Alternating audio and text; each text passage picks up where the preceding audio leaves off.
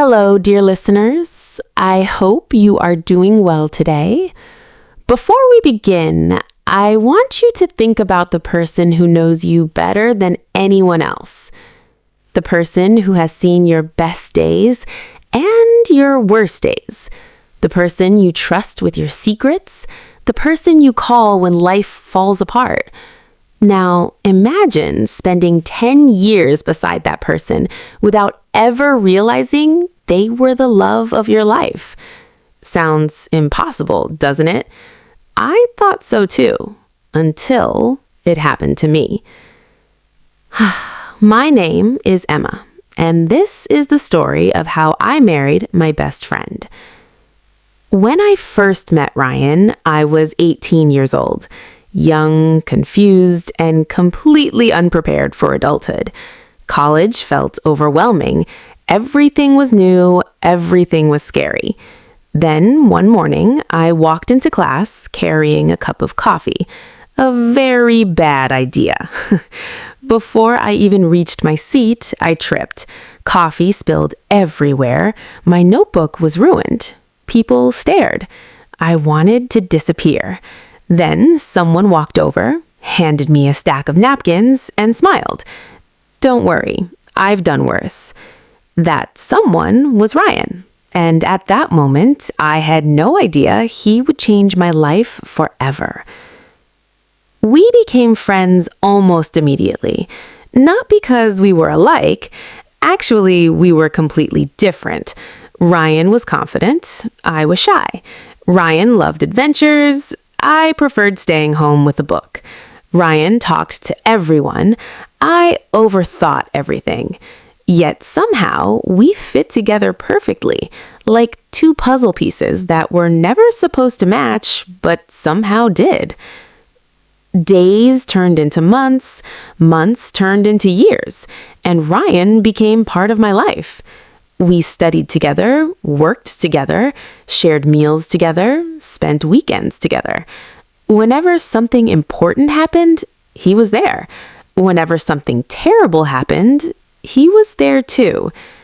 He was my safe place, my comfort, my best friend. And because he was always there, I never stopped to ask myself a very important question. What if he was more than that? Life moved on. I dated other men. Ryan dated other women. We both tried to build separate lives. But no matter what happened, we always came back to our friendship. And looking back now, I think my heart already knew the truth. My mind just wasn't ready to accept it. Then, one evening, everything changed. Ryan called me. His voice sounded different, nervous, unsteady, almost afraid. I had known him for 10 years, and I had never heard him sound like that before. Emma, can we meet tonight? My stomach tightened. Something felt wrong. Or maybe something felt right. I just didn't know it yet. That night, I walked toward our favorite cafe, and I had no idea that a single conversation was about to change the rest of my life forever. To be continued in part 2. That night, I arrived at our favorite cafe 10 minutes early. I told myself I was being ridiculous. Ryan was my best friend. There was no reason to be nervous. And yet, my hands wouldn't stop shaking. Maybe because deep down, I knew something was about to change. Forever. A few minutes later, Ryan walked in. The moment I saw him, I knew something was different. He looked nervous. Really nervous. Not the kind of nervous you feel before a presentation. Not the kind of nervous you feel before an exam. This was something else. Something deeper. He sat across from me. For a moment, neither of us spoke.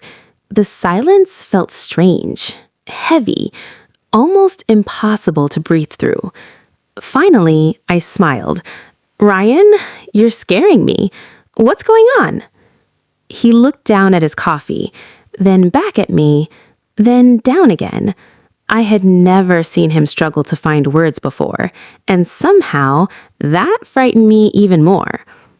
Then he said something I will never forget. "Emma, I don't think I can keep pretending anymore." My heart stopped. For a second, the entire world disappeared. The sounds, the people, the music, everything faded away. There was only Ryan and those words. I've been trying to ignore it for years.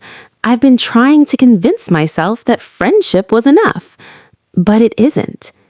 His voice trembled. "I love you, Emma." I couldn't speak. I couldn't move. I couldn't even breathe. For 10 years, I had imagined thousands of conversations with Ryan, but never this one. Never this. Then he smiled sadly, the kind of smile people give when they're already expecting rejection. "I know this changes everything. I know you might not feel the same, but I couldn't lie anymore."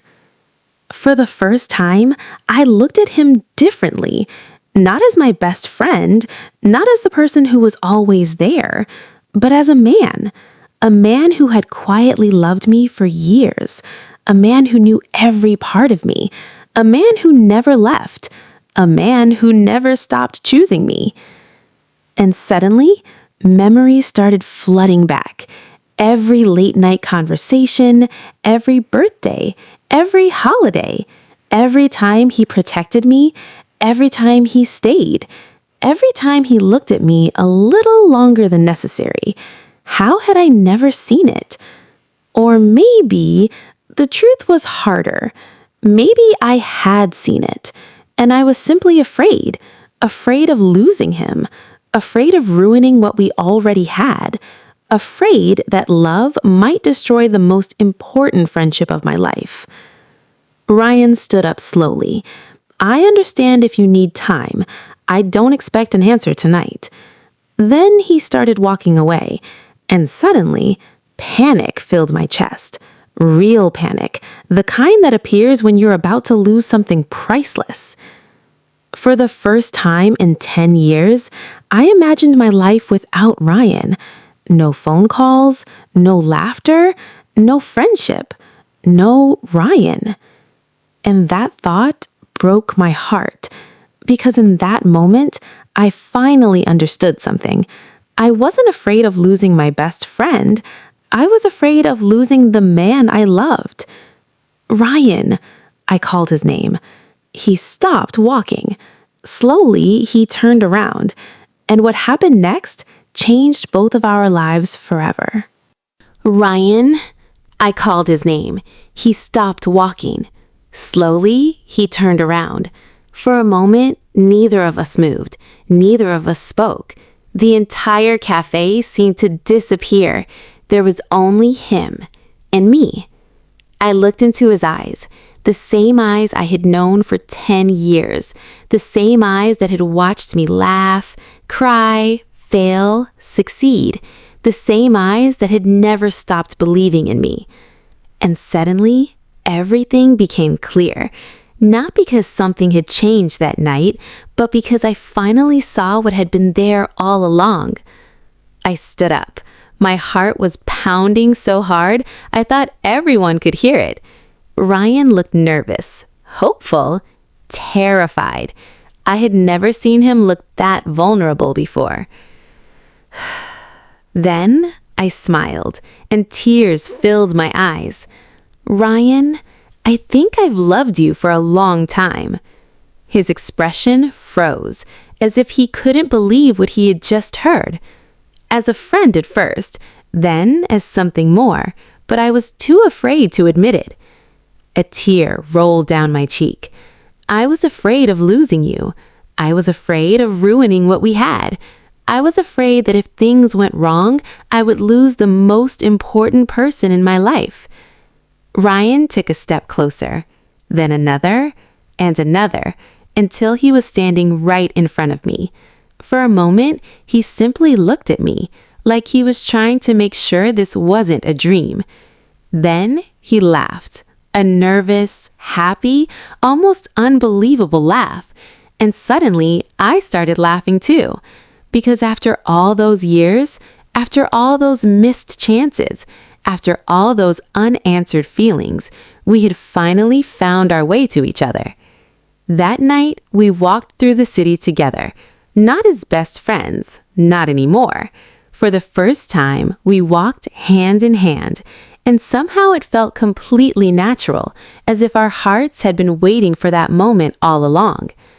Months passed, then 1 year, then 2, and every day I became more certain. Ryan wasn't just the love of my life, he was my home, my peace, my safest place. One evening, he took me back to the exact park where we had first met. The sun was setting, the sky was painted gold, everything felt strangely familiar, and suddenly, Ryan stopped walking. His hands were shaking, just like they had been at the cafe. He smiled, then reached into his pocket and dropped to one knee. The world stopped. I couldn't breathe. I couldn't think. I couldn't even blink. Emma, for 10 years, you were my best friend.